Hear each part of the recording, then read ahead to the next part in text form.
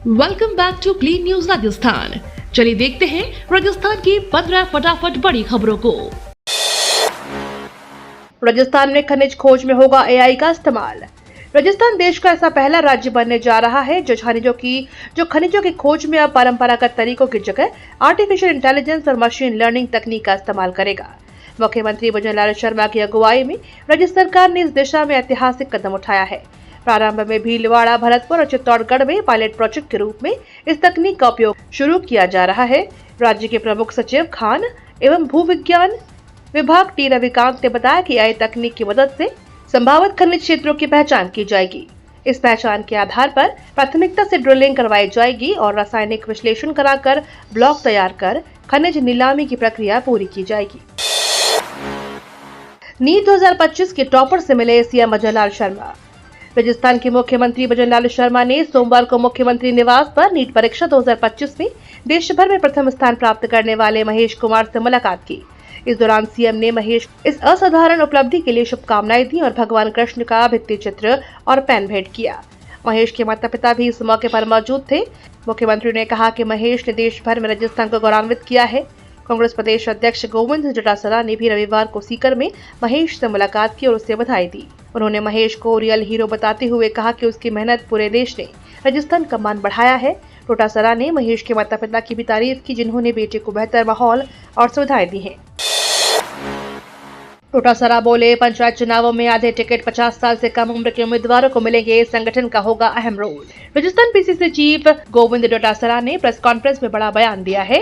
उन्होंने कहा कि निकाय और पंचायत चुनावों में संगठन के पदाधिकारियों की भूमिका अहम रहेगी और टिकट वितरण में उनकी भागीदारी सुनिश्चित की जाएगी। डोटासरा ने यह भी स्पष्ट किया कि 50% टिकट 50 वर्ष से कम आयु के उम्मीदवारों को दिए जाएंगे ताकि युवा नेतृत्व को आगे लाया जा सके। इस दौरान डोटासरा ने राजस्थान के भजनलाल सरकार पर गंभीर आरोप लगाए हैं। उन्होंने कहा कि सरकार निकाय और पंचायत चुनाव कराने से बच रही है। जिन स्थानों पर कांग्रेस के प्रधान या चेयरमैन है, वहां सरकार विकास कार्यों की स्वीकृति नहीं दे रही है। कांग्रेस का संगठन सृजन अभियान, बदलेंगे 40% जिला अध्यक्ष। कांग्रेस पार्टी ने अपने संगठन को मजबूत करने के लिए देश भर में संगठन सृजन अभियान शुरू किया है। इस अभियान के तहत पार्टी जिला स्तर पर बड़े बदलाव करने की योजना बना रही है, जिसमें नए जिला अध्यक्षों का चयन और संगठनात्मक ढांचे को और सशक्त करना शामिल है। सूत्रों के अनुसार राजस्थान में इस अभियान की शुरुआत को लेकर चर्चाएं तेज हो गई हैं और यह प्रक्रिया मध्य प्रदेश, हरियाणा और पंजाब जैसे राज्यों में अभियान पूरा होने के बाद शुरू होगी। सूत्रों के मुताबिक राजस्थान में संगठन सृजन अभियान की शुरुआत हरियाणा और मध्य प्रदेश में प्रक्रिया पूरे होने के बाद होगी। संभावना है कि पंजाब में अभियान के समापन के बाद राजस्थान का नंबर आएगा। राजस्थान में जल संरक्षण बना जन आंदोलन। मुख्यमंत्री भजनलाल शर्मा के नेतृत्व में चल रहा वंदे गंगा जल संरक्षण जन अभियान राजस्थान में जल चेतना और जन सहभागिता की ऐतिहासिक मिसाल बन चुका है। यह न केवल एक सरकारी योजना है, बल्कि जनता की भागीदारी से बनी जल जागरूकता की क्रांति है। भाजपा के प्रदेश उपाध्यक्ष मुकेश धातीश ने सोमवार को झुंझुनू में पत्रकार वार्ता में यह बात कही। उन्होंने कहा कि 5 जून को विश्व पर्यावरण दिवस और गंगा दशमी के अवसर पर इसकी शुरुआत हुई और 15 जून तक इसने पूरे प्रदेश को जल संरक्षण के लिए एकजुट कर दिया। ईरान और इजराइल तनाव के बीच जॉर्जिया में फंसे राजस्थान के 61 पर्यटक। पश्चिम एशिया में ईरान और इजराइल के बीच बढ़ते तनाव का असर अब विदेश में घूम रहे भारतीयों पर भी दिखने लगा है। जॉर्जिया में राजस्थान के कुल 61 नागरिक इस समय फंसे हुए हैं। ये सभी राजस्थान टैक्स कंसल्टेंट संगठन के बैनर तले 8 जून को टूर पर निकले थे। ग्रुप में 29 कपल्स और 3 छोटे बच्चों सहित कुल 61 लोग शामिल हैं। इस दल में जैसलमेर निवासी चार्टर्ड अकाउंटेंट भाविक भाटिया, उनकी पत्नी और बच्चा भी शामिल हैं। स्थिति को लेकर परिजनों में चिंता का माहौल है। राज्य सरकार और विदेश मंत्रालय ने उसकी सुरक्षित वापसी की मांग की है। सरकारी योजनाओं का लाभ हर घर तक पहुंचाना ही हमारा लक्ष्य, मंत्री हीरालाल नागर बोले। बूंदी जिले के प्रभारी मंत्री और ऊर्जा राज्य मंत्री हीरालाल नागर ने कहा कि केंद्र और राज्य सरकार की प्राथमिकता है कि सरकारी योजनाओं का लाभ अंतिम छोर तक बैठे व्यक्ति तक पहुंचे। ये सोमवार को नैनवा उपखंड के जजावर गांव में नवनिर्मित समुदाय स्वास्थ्य केंद्र के लोकार्पण समारोह में जनसमूह को संबोधित कर रहे थे। कार्यक्रम में ग्रामीण विकास, पंचायती राज, आपदा प्रबंधन और नागरिक सुरक्षा विभाग के राज्य मंत्री ओटाराम देवासी, भीलवाड़ा सांसद दामोदर अग्रवाल और भाजपा जिला अध्यक्ष रामेश्वर मीणा सहित अनेक जनप्रतिनिधि और अधिकारी उपस्थित रहे। मॉनसून के सीजन के पहले फ्लड मॉक ड्रिल, आर्मी व एसडीआरएफ से लेकर कई विभाग हुए शामिल। मॉनसून सीजन के पहले प्रदेश सरकार के निर्देश पर सोमवार को कोटा में फ्लड मॉक ड्रिल आयोजित हुई। इसमें army, state disaster response force, civil defence, अग्निशमन, चिकित्सा पुलिस और प्रशासन सहित कई विभाग शामिल रहे। मॉक ड्रिल चंबल नदी के किनारे पर रेलवे कॉलोनी थाना इलाके में रंगपुर में आयोजित की गई। मॉक ड्रिल राज्य सरकार और आपदा राहत मंत्री किरोड़ी लाल मीणा के निर्देश पर आयोजित की गई थी। एसडीआरएफ भी कंपनी कमांडर एकता हाड़ा ने बताया कि मॉक ड्रिल में नदी नालों के उफान से होने वाली घटनाओं पर विभागों का समन्वय बनाकर रिस्पांस करना और जान माल बचाने की ड्रिल की गई। बाढ़ के चलते होने वाली जनहानि को रोकने की तैयारी जांची गई है। जेडीए की 3 आवासीय योजनाओं के 756 भूखंड के लिए 76,000 से ज्यादा आवेदन। जेडीए की आवासीय योजनाएं गंगा विहार, सरस्वती विहार और यमुना विहार में सोमवार तक ऑनलाइन आवेदन आमंत्रित किए गए थे।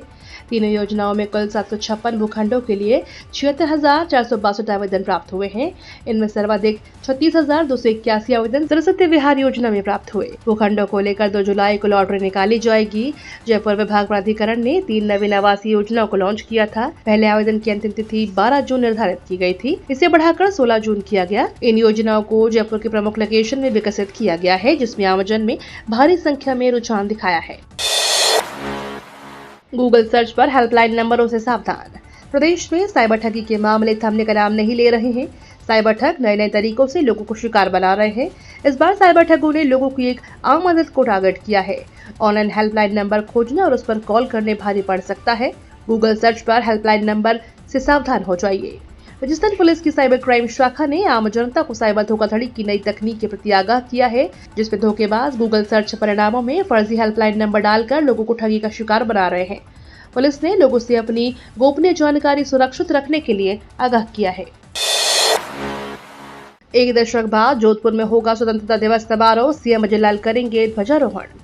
लगभग एक दशक से भी अधिक समय के बाद स्वतंत्रता दिवस का राज्य स्तरीय मुख्य समारोह इस बार जोधपुर में आयोजित होने जा रहा है। इस ऐतिहासिक आयोजन की तैयारियों को लेकर सोमवार को मारवाड़ इंटरनेशनल सेंटर में जिला कलेक्टर गौरव अग्रवाल की अध्यक्षता में महत्वपूर्ण बैठक आयोजित की गई।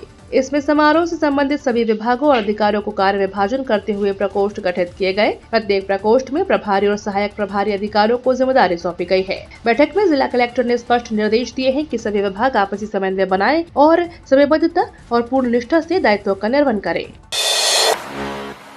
ड्रॉप आउट कम करने की कवायद, शिक्षा विभाग कई ठोस कदम उठाने जा रहा।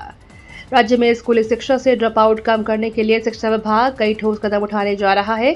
इस बार विभाग ने प्रत्येक स्कूल को उसके आसपास के आंगनवाड़ियों से जोड़ दिया है।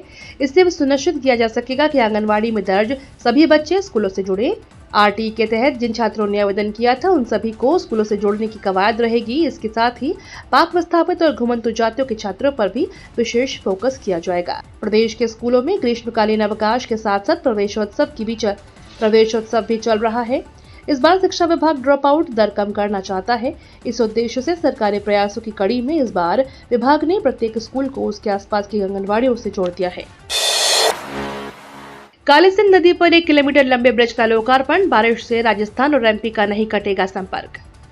कोटा से मध्य प्रदेश को जोड़ने वाले स्टेट हाईवे 70 पर राजस्थान सरकार ने बड़ौद व ढीगरी कालीसिंध गांव के बीच कालीसिंध नदी पर हाई लेवल ब्रिज का निर्माण करवाया गया है। सार्वजनिक निर्माण विभाग ने इस ब्रिज का निर्माण करीब 92 करोड़ से किया है। लोकसभा अध्यक्ष ओम बिरला ने सोमवार को इसका लोकार्पण किया। इसके साथ ही बिरला ने नगरपालिका इटावा के कई कामों के उद्घाटन व शिलान्यास किया।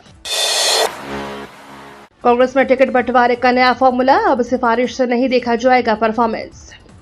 कांग्रेस टिकट बंटवारे में अब नवाचार देखने को मिलेगा। बरसों से संगठन पर काबिज नेताओं सिफारिशों के बजाय सक्रिय रहकर पार्टी को मजबूत बनाने वालों को पार्टी टिकट से नवाजेगी। 50% टिकट 50 साल से कम उम्र के कार्यकर्ताओं को दिए जाएंगे। पीसीसी चीफ ने कहा कि पार्टी उन ऊर्जावान और समर्पित कार्यकर्ताओं पर फोकस कर रही है जो संगठन की मजबूती के लिए, पार्टी नेतृत्व के लिए दिए गए टास्क को पूरा करने के लिए धरातल पर ईमानदारी से काम कर रहे हैं। कांग्रेस संगठन की बेजोड़ मजबूती का ऐसा मॉडल तैयार कर रही है जिससे पार्टी भविष्य में धरातल पर बीजेपी के मुकाबले में कहीं भी कमजोर न पड़े। निष्क्रिय कार्यकर्ताओं को हटाने की तैयारियां चल रही हैं तो परफॉर्मेंस को प्रमोट किया जा रहा है।